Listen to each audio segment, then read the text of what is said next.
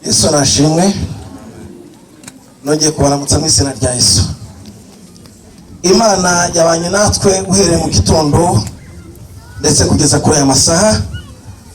Ndagira ngo twigane ijambo ry'Imana. Imana yashyize ku mutima wanjye kugira ngo abe aryo tuganira. Yesu ashimwe. Madamu wanjye yantumye ntashyo ndetse n'abana. Karugo twavuganaga yambwiye ngo wibuke kundamukiza bene data. Amen. Reka turamure Bibiliya zacu kugira ngo dusome ijambo ry'Imana. Igitabo cy'umuhanuzi Yesaya ibice 35 turasoma umurongo wa 8. Igitabo cy'umuhanuzi Yesaya ibice 35 turasoma umurongo wa 8. Dusome mu izina rya Yesu. Ibice 35 umurongo wa 8.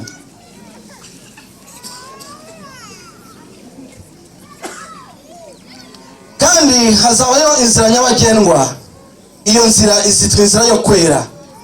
Abanduye mu mitima ntibazayicamo, ahubwo izabiya babandi abagenzi naho babara baspa ntibazayiyoba. Amen. Twihute umwanya muto dufite wo kuganira, tujye mu butumwa, tujye mu nzandiko za Pawulo. Rwandiko rwa kabiri Pawulo yandikiye Timoteyo. Rwandiko rwa kabiri Pawulo yandikiye Timoteyo ibice 3.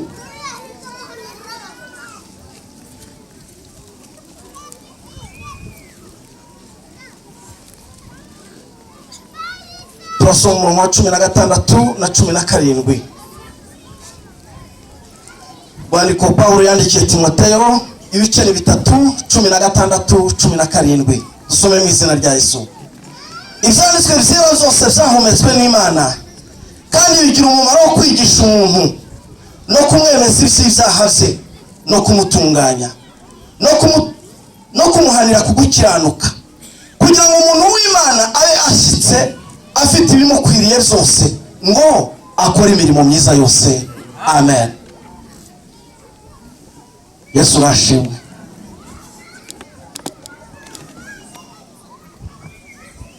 Tugiye kuganira aya magambo nk'uko Imana yashyize ku mutima wanjye uyu munsi wa none.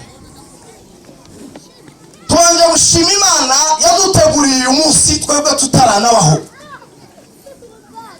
Kuko hari kimwe umuntu akuvuga so na nyoko batarabana, ababyeyi bacu bataratekereza ku bana, twebwe uwo yari dufite mu bitekerezo byacu. Kandi nta muntu n'umwe ukibaho kubw'impanuka, kuko Imana iba yaremeye yuko agomba kubaho. Imana nishimwe. Ibyari bigize mama wawe, ibyari bigize mama, ibigize data, ibyari bigize papa wawe, nibyo byagombaga gutuma wowe utari uko nguko uteye ugomba kubaho. None ubwo turiho kubera iki? Niyo mpamvu tujya kuganira hejuru umutwe w'ijambo rivuga ngo inzira nubwo ari nyinshi ariko inzira igororotse kuri wowe yakagombye kuba iyihe? Inzira nubwo ari nyinshi ariko inzira igororotse kuri wowe wakagombye gucamo ni iyihe? Muri make tugiye kuganira hejuru y'inzira. Ubundi inzira kugira ngo yitwe inzira nuko ibinyuramo abantu, kandi inzira yitwa inzira kuko nabinyuramo amatungo. Iyo bibaye ibarabara cyangwa umuhanda uba waragenewe ibinyabiziga. Ariko hano tugiye kuvuga hejuru y'inzira, kuko hari inzira ducamo tujya kuvoma, hari izo ducamo tujya gutashya, hari izo ducamo tujyana amatungo kujya kuyazirika ku gasozi, hari izinyuramo amatungo y'inka tuyajyanye gushoka. Izo zose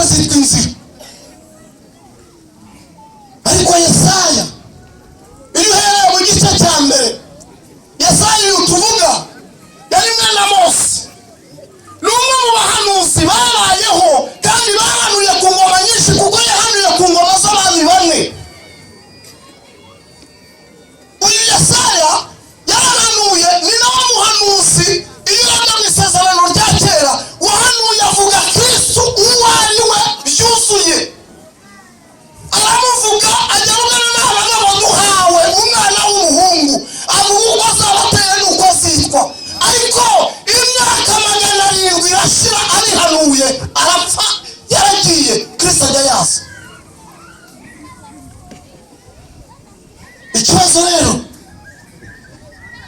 igice cya mbere kugeza mu gice cya gatanu yarahanuye avuga ibyaha, avuga ibyo guhana, avuga iby'imbabazi, avuga iby'uko abantu bakwiye guhindukira bagasanga Kristo. Ageze mu gice cya gatandatu arangije nawe ubwe nubwo yari umuhanuzi yarafite iby'ubwami bw'Imana, yarafite iby'ubwiza bwicaye ku ntebe. Arangije byonyine kwitegereza ubwiza bumuhishurira amakosa ye n'inzaha ze, ngo nawe yirenze abona ni umunyabyaha ahita ataka. Aravuga ati nubwo maze igihe kinini nkora, nubwo nari maze igihe kinini mpanura, ariko arangije ngo akitegereza ubwiza bw'iyo ntebe n'uyicayeho, aravuga ngo mbonye ishyano kuko ndi umunyaminwa yanduye. Aravuga ngo ikindi kandi abajuye hagati y'abanyabyaha, hagati mu bapagani. Yarazi imisabanire yabo nawe, yarazi ibimwanduza biturutse nawe atuye naho aba naho akorera. Arangije atakishwa nuko abonye ko ari umunyabyaha. Wari wicaye ku ntebe amubonye ko atatse, nibwo yohereje marayika ngo azane ikara ku rugara amukoza ku minwa ye aramweza. Arangije muri ikintu cyantangaje, yarasanzwe ari umuhanuzi, yarasanzwe atumwa, ariko Imana irangije yayicaye kuri iyo ntebe irongera iravuga kuko yari imaze kumweza ngo ndatuma ndi, noneho ndatuma ndi, kandi yarasanzwe atumwa. Isaya kuko yarazi ko amaze kwezwa. Haleluya. Arangije ngo umwami ndi hano, noneho ngaho ntuma siva kwa Mungu. Kweli nuko yari amaze gutunga, arakomeza arahanura, ariko ageze muri 35 Yesaya none hagiye yerekwa izi nzira. Arangije ngo yemwe hazabaho inzira siva kwa Mungu. Nubwo inzira dusoma ni nyinshi, izo tuvoma tujya kuvoma, aho tunyura tujya gusenya inkwi n'ibindi. Arangije iyo nzira kugira ngo igire agaciro, isobanutse imenyekane, arangije ayo ayiha izina.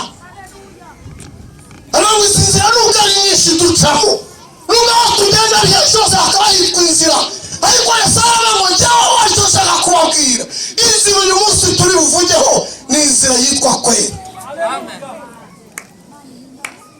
Haleluya. Aravuga ngo iyi nzira izaba itandukanye n'izindi, avuga by'agaciro kayo, aravuga ngo inzira izitwa kwera. Arangije aravuga ati rero inzira abantu basinyuramo uko bashaka bitewe n'aho bajya, kuko inzira yose ifite aho iva ikagira n'aho ijya, kandi abagenzi bakasinyuramo uko babyumva n'uko babishaka. Ariko arangije aravuga ngo iyi nzira yo kuba itandukanye n'izindi, abagenzi bagomba kuyicamo hari ibyo bagomba kuba bujuje, ntabwo ari nk'abandi bose, ntabwo bitwara uko babonye. Arangije aravuga ngo iyi nzira kondisiyo zayo ngo ni uko utanduye mu mutima. Haleluya. Ikintu gikomeye yari yavuze amagambo aremereye.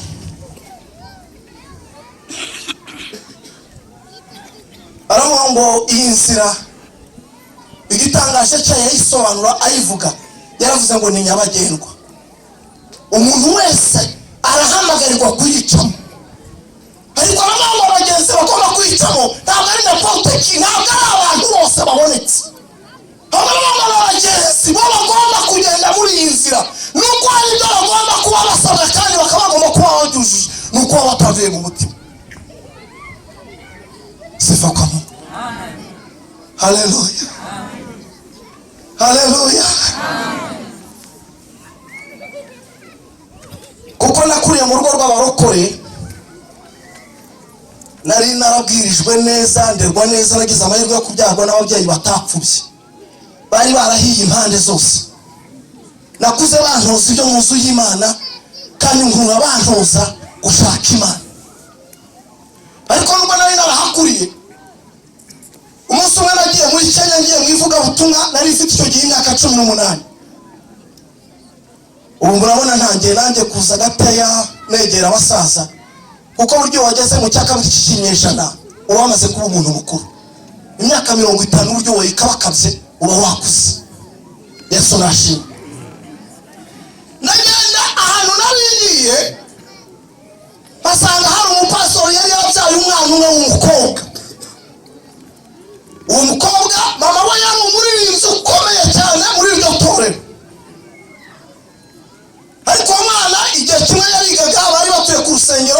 abapasitoro bahundi babakumaze ku rusengero.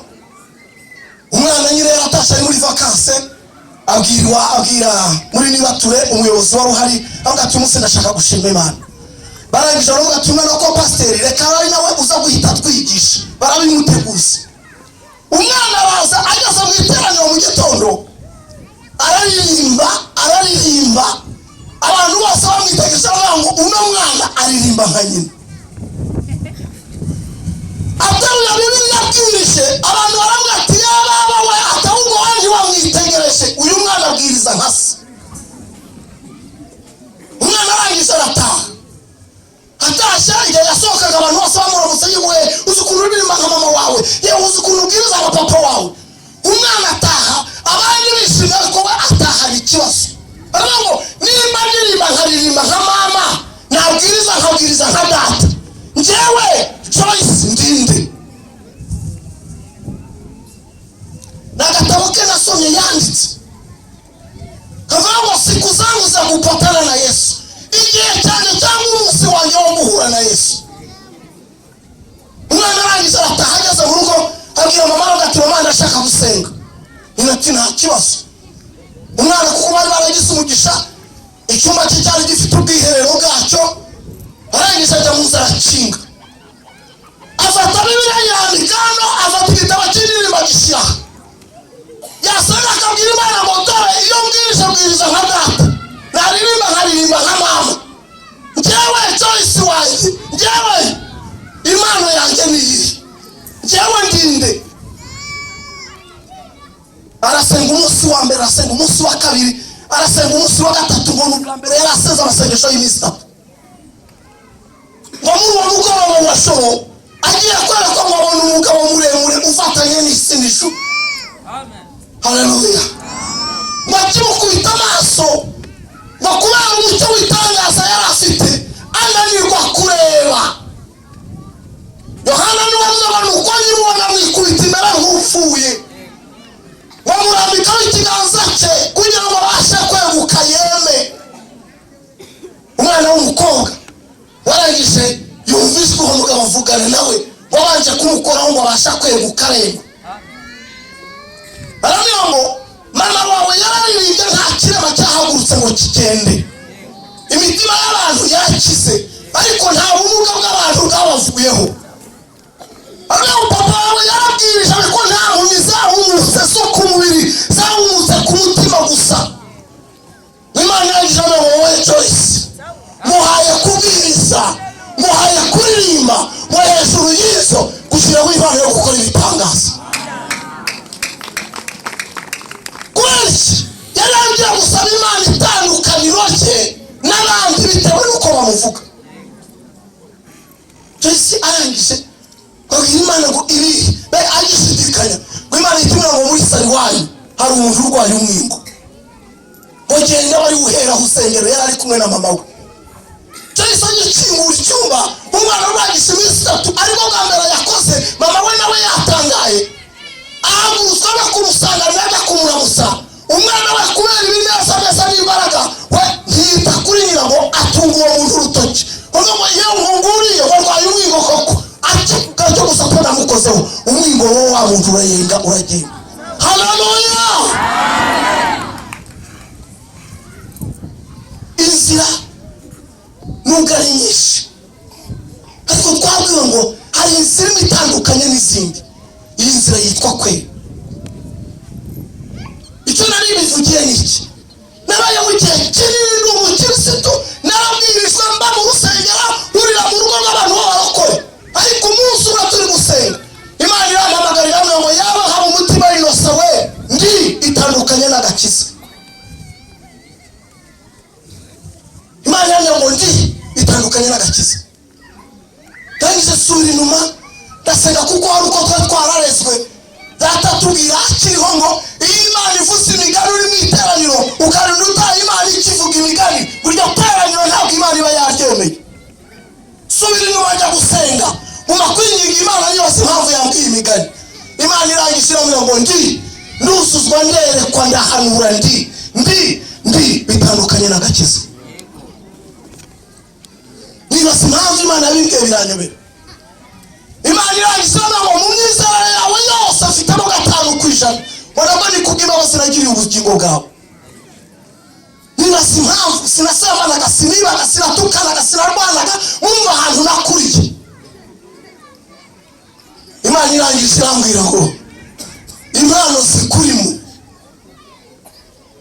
Abantu birirwa bakuririmba bavuga ngo haba umutima inosa umutima inosa. Imana ntabwo byaguteye ubwibone bugutwara 20%. Yamira bazanye n'abantu bakuze bakuvuga byagutwaye amagambo kuri mu matwi yawe byagutwaye 20%. Iratonda wakubasana ni 5%. Nibwo yampaye umurongo uvuga ngo ubwibone bubanziriza kugwa kandi kugwa kukazana kurimbuka. Nubwo narinzi ko ndi mu nzira kandi koko narinzi ko ndi mu nzira narayigenda bazi ko ngenda ngororotse ariko hari ibyo ntari narushuje kumenya ko nkwiye guca bugufi Imana akaba ari ishyirwa hejuru yonyine. Muri iyi nzira uyigendamo gute ko dusanze inzira ni nyinshi kandi abantu bakaba bazicamo uko basumva n'uko babishaka? Wowe iyi nzira yitwa kwera. Erega iyi nzira nta yindi kuko yaravuze ngo ninjye nzira ninjye kuri ni nanjye bugingo. Ntawe ubasha kujya kwa Data atari njye umujyanye. Kristo wenyine niwe nzira niwe kuri niwe ubuzima niwe bugingo. Kandi abamuhungiraho abo ngabo ngo arabarinda bakaba amahoro masa. Rero ndagira ngo nje nawe dukwiriye kwibaza mu nzira zose wabagamo uyu munsi wa none ko wabaye aha kandi Imana ikabivuganiye nawe muri njyewe muri iri jambo ryayo kugira ngo nkubwire ko hari indi nzira itandukanye n'inzira zindi wagendagamo. Kuko inzira yawe wanyuragamo washobora kuba ari inzira y'ubusinzi, inzira y'ubusambanyi uyigendamo uko ushaka ugakora nk'ibyo ushatse. Ariko ndagira ngo nkubwire ngo uyu munsi ndagutangariza ko hari indi nzira, inzira yitwa kwera. Abandi mu mitima ntibashobora kuyicamo, ntibishoboka. Ahubwo biratubwira ngo izabya abandi ngo bagenzi n'ubwo baba bari abasore ntibashobora kuyiyoba.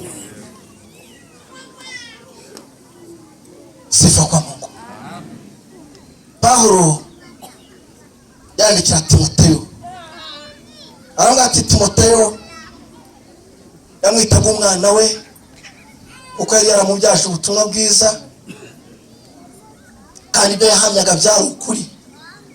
Arangije aravuga ati Timoteyo reka nkubwire, nubwo ubuyobe bugwiriye mu bantu, abantu benshi bakaba barahindutse, abigisha bakaba benshi, abanditsi bakaba benshi, ariko arangije aravuga ati hari ikintu cyose Imana arashitse kandi afite ibimukwiriye byose. Imana nishimwe. Haleluya. Muri iyi nzira yitwa kwera ntibishoboka ko washobora kuyigendamo, ntibishoboka ko waba umunyambaraga muri yo mu gihe utatojwe, mu gihe utabazwe n'ijambo ry'Imana. Kubera iki? Yaramubwiye ngo ibi byanditswe byera hari ikintu birusha ibindi byose wasomye. Aravuga icya mbere bigira ubushobozi bwo kwigisha umuntu, muri make bihinduka mwarimu. Ibyanditswe byera bihinduka porofeseri wigisha umuntu. Icya kabiri aravuga ngo byemeza umuntu gukiranirwa kwe. Bivuze iki?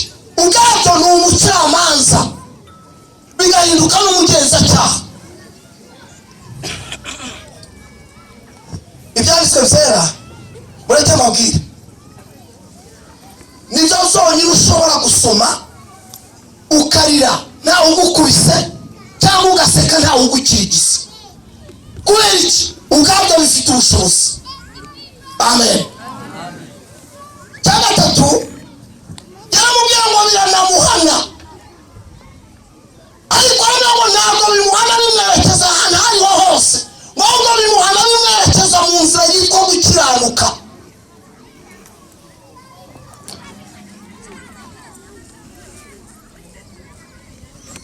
Rimwe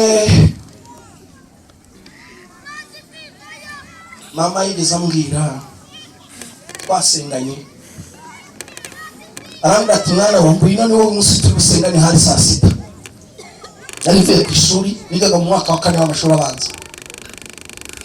Ngeze mu rugo mba ngipfuka amasenga, mama arambwira ngo ninde muntu ukubwiye gusenga.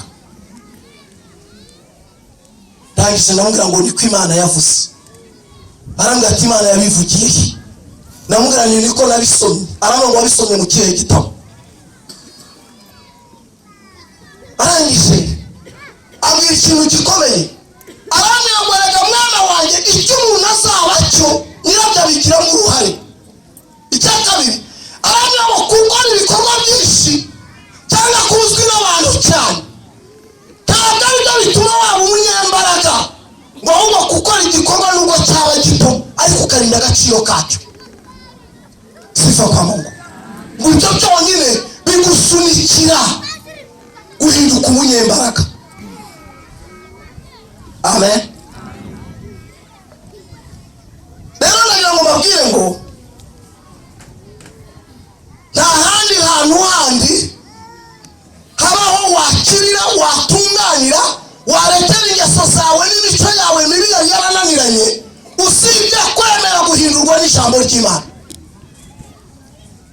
Kandi ijambo ry'Imana niryo ryonyine uyoboro utunganye wagendera mukagera abandi bantu batashoboye kugera.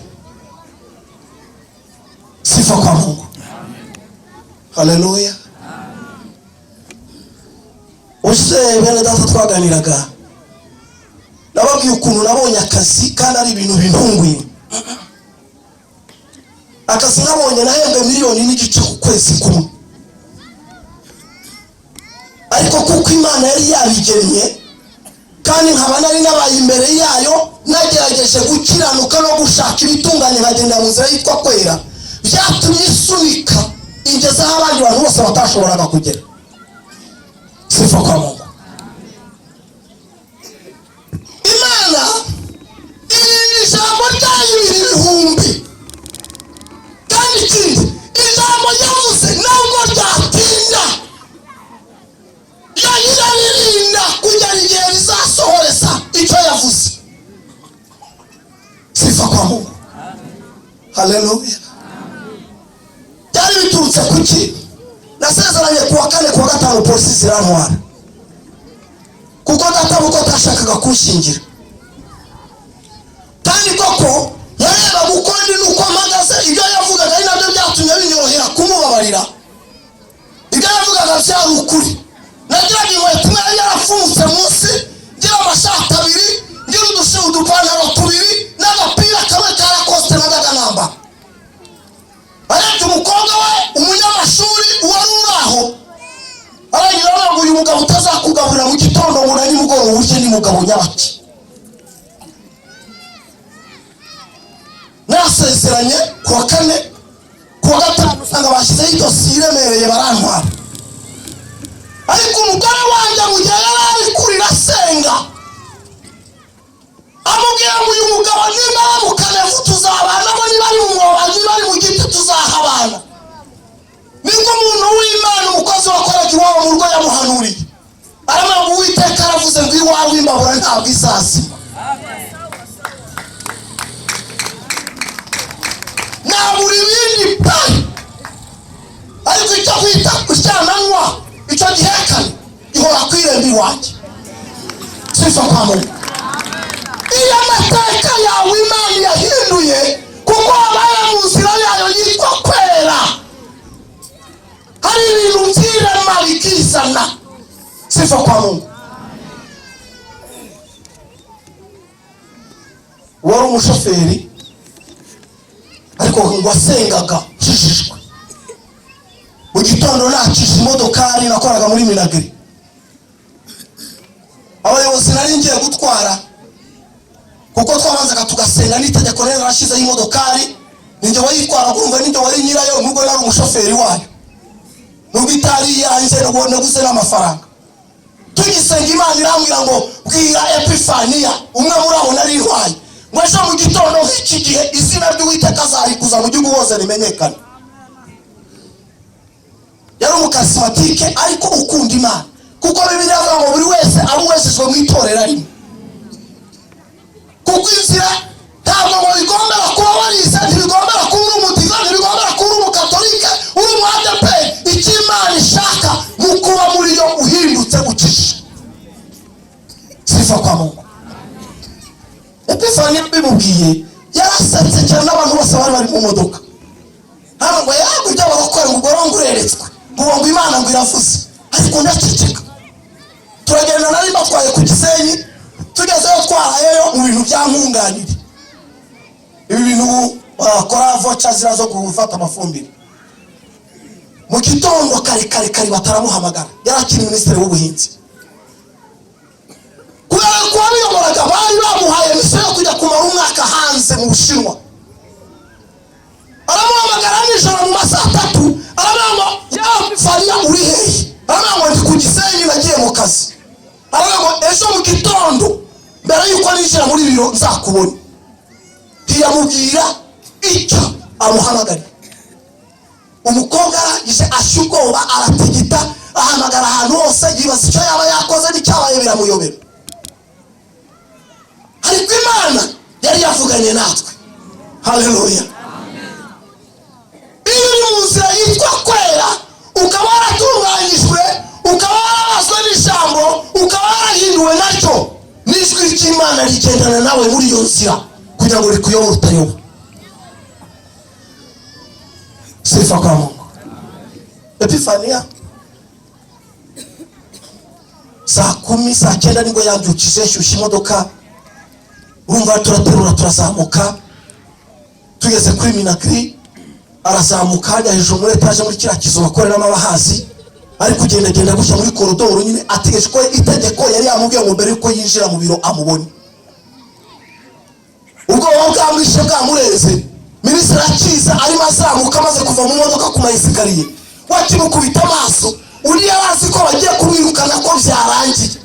Ahubwo yinjira ngo Epifani félicitations aramuhobera.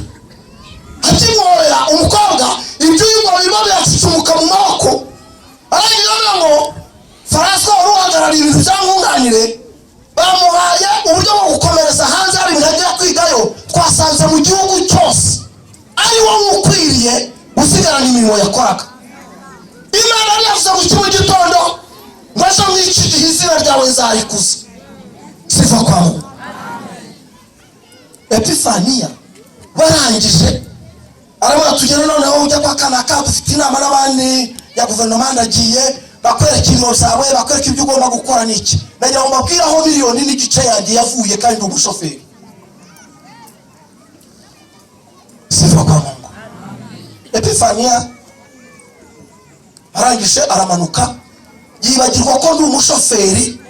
Akira aho yahise yiruka Imana yavugiye mu mushoferi. Kuri Minagri haba hari imodokari nka 50. Aza yirukanka aranyurira aranyora arazamuka ejo arazarampobe. Abantu bose abakozi ba Minagri, abashoferi bose batureba bagata ha twarabivuze. Niyo mpamvu urakunda akakara kagabo birwana mu modoka gusa ngo nta yindi modokari yagendamo. Wagereka pastor ati pastor biki ibintu birusaku muri Minagri. Nimugora baramamagara ngo mbese yo modoka nta muntu ufite wayiha muze guhakaze. Ntagize namuganje rwose nta kibazo ndagenda mpamagara nyirayo. Namuganje dore hano bari barasinye ko iminsi 3 twagombaga gukora, abo twatwaraga dore ko bimeze ahagaze kare kagereye n'ahagacubukurira hangaha. Muhereza imodoka. Ndagenda nkora amahugurwa y'iminsi 3 kuri Minagri. Amahugurwa urumva ajya kubona abatwaraga abana b'abakobwa baricaraga uko bitaba bakabibereye muri WhatsApp gusa. Umushoferi gacomeka imashini, abaturage bakaza kabari byo bafotorera amarangamuntu. Narinzi kubikora kuko bari barabinyigishije. Korana amahugurwa n'abantu bize ubuhinzi bujuje ibisabwa byose. Ariko nubwo bari babyujuje, nanjye muri nge hari inzira zigana Isiyoni. Hari ubwese bw'Imana muri nge kuko se n'abari munebwe wari bibona ntereryo. Barangije dukora amahugurwa arangiye kuko byari byasakuje. Faransa arahaza na Karibata baje gusoza amahugurwa. Bahageze ko hari bumvise iyo nkuru y'umushoferi n'umuyobozi we. Ariko njye numvaga ntacyo bimbwiye kuko nari nkishijwe, nta n'ibyaha nari nakoze. Sifa kwa Mungu. Kubera iki? Muri nge hari harimo kwera ko mu mutima, numvaga afite kwera. Barangije baragira, ariko baravuga ati abantu ni mubagabanye, babaye benshi, baduhaga 20,000 ku munsi, bakanatugaburira saa sita. Ntacyo navuga ngo ni isi by'ubuhinzi, ko njye nararisi ibintu by'ubwubatsi mu buzima busanzwe, ngenda umwubatsi. Ndavuga ni ntacyo bitwaye, kibuza ni 60,000 by'iminsi 3. Ni inkoko naryaga hano ya buri munsi, ntacyo bitwaye. Kuko itagiye mu bushoferi bampebaga 80,000, mbonye 60 mu minsi 3. Kandi nari inkoko nziza shaka, none fata shaka. Urumva hari ikimara itari yakoze.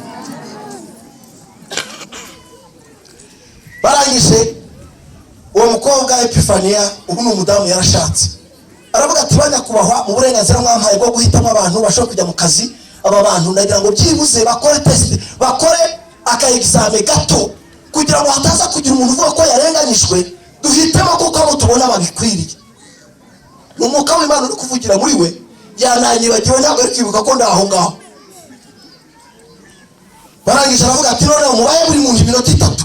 Iminota 2 wagombaga gutanga presenta, wagombaga kwisobanura, kwivuga, bega umwirondoro wawe. Imana iguhe umugisha pastor. Noneho undi muntu umwe wagombaga gufata irangamuntu byibuze 3 nizo barebaga, wagombaga kumufotonya, wafataga irangamuntu z'abakwegereye. Abantu bose barivuga, bya bicukere nana ryanyaga akayi. Bageze ku muntu ndumva na ruwa 21, ndangije ntangira kuvuga ngo Daniel asenga iminsi 21. Uko mu mutima wanjye ndavuga ngo iminsi ya mbere yose Imana yaramuregera namusubiza, ngo ariko abadayimoni mu kirere bafata ibisubizo bye. Ku munsi wa 21 Imana yohereza marayika ukomeye Mikayeli ngo aza kurwana kugira ngo mushyire ibisubizo. Imana ngo duwa 21. Ariko ngayitanira magatura ngo nta kibazo basi ngo byanananira, ariko 60,000 nayo reka nitanye. Nicayeho abantu bose baragurukaga bakivuga, bakavuga amashuri bize n'ibiki. Urumva ngese kujya kuvuga ngo nize ubuhinzi, mfite masters, mfite license, mfite AD, mfite mu buhinzi. Jenda isa bitangura klaseri y'umuntu wari unyegereye, umwana nabonaga kabisa w'umujene uri aho ngaho, kaga kayikanye ndashira hasi. Kaba narigeze mara mu materasi, mwana n'umupasero witwa Florian uvuka no ku Gikongo. Naramukora igihe kirekire, terasi rero nari inyisi. Nangise bitafata klaseri. Hifata y'uwo mugabo kuko ari yari bagezeho mpitamaguruka, hagarara imbere y'abantu bose. Ndavuga ngo intumwa ya Minisiteri w'Ubuhinzi hano imusanze haba umutima Innocent. Sina presenta amashuri kuko ntayo nagombaga kuza kuraka. Ndavuga ngo intumwa ya Minisiteri w'Ubuhinzi mu Rwanda hano imusanze haba umutima Innocent. Nagira nabango leta y'u Rwanda yashyizeho uburyo bwo kudufasha kubona ifumbire dukoresheje icyo bita nkunganire. Nibyo Tanzania hano uyu munsi, ariko kugira ngo nkunganire yacu tungane nuko tugomba kuba tuzi gufata ubutaka dukoze icyo bita terase radikale. Haleluya! Vuga gatoya gusa ku terase radikale ikorwa. Nabango bacukura ubutaka bwabo nibwo baje ukaburundarundira hagati mu murima. Kandi umuhinge ukabucukura ugaratazangura kugira ngo amazi abari hazareka. Vuga iby'ifumbire y'imborera, vuga iby'ishwagara n'imvaruganda. Minisitiri Kalibata ahita haguruka taravuga ibindi, akoma mu mashyi ngo intumwa ya Minisiteri w'Ubuhinzi timurida haba umutima Innocent imusanze.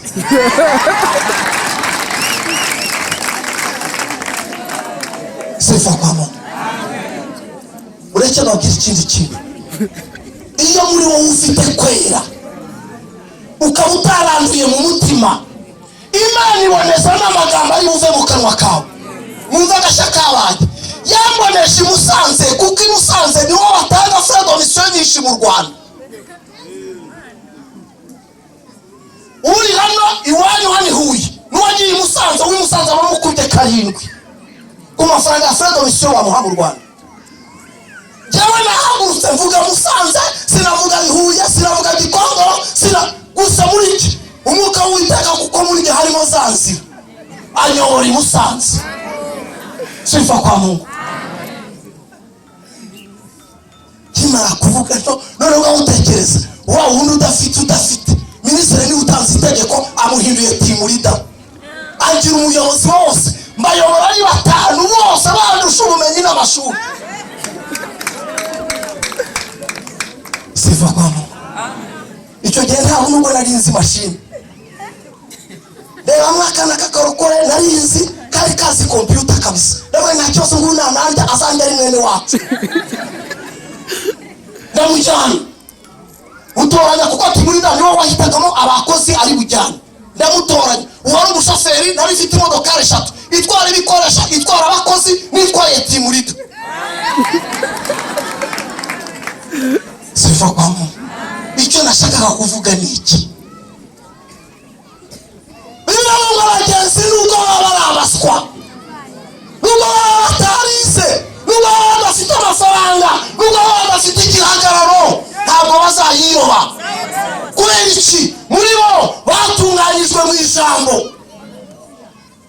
Sifa kwa Mungu. Muri bo harimo kwera.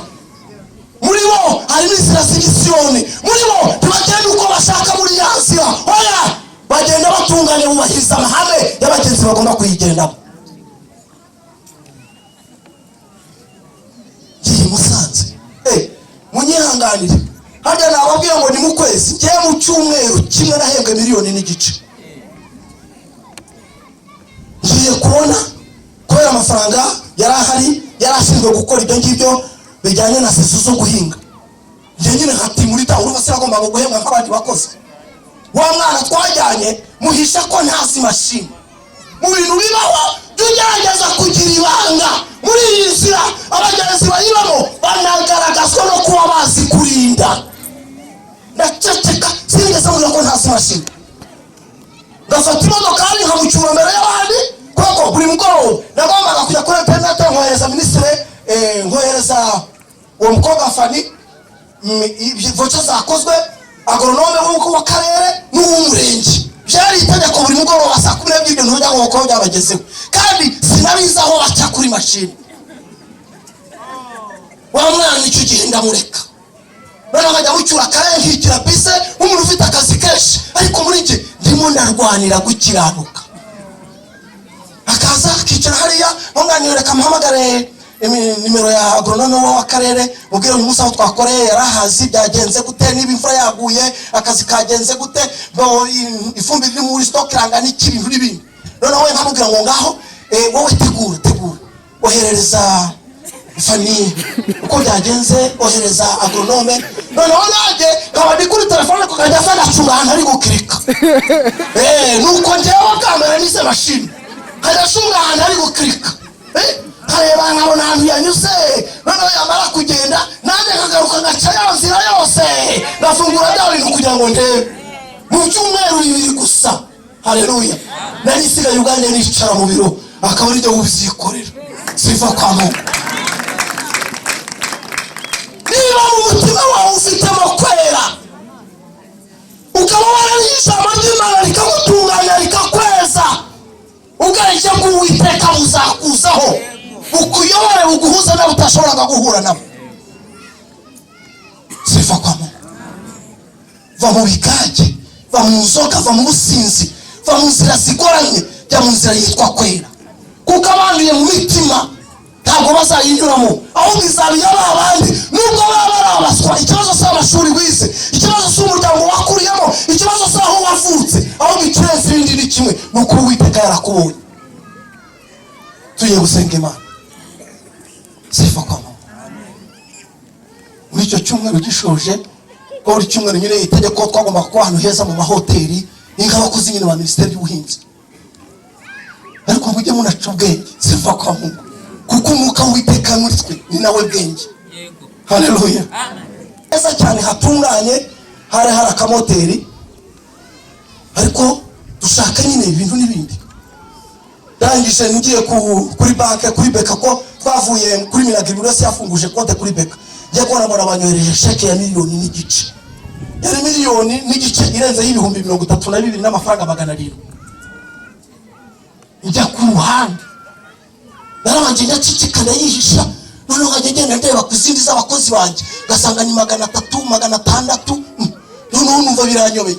Njya ku ruhande mpamagara madamu namwatereka mubwire rero mugore mwiza reka mubwire.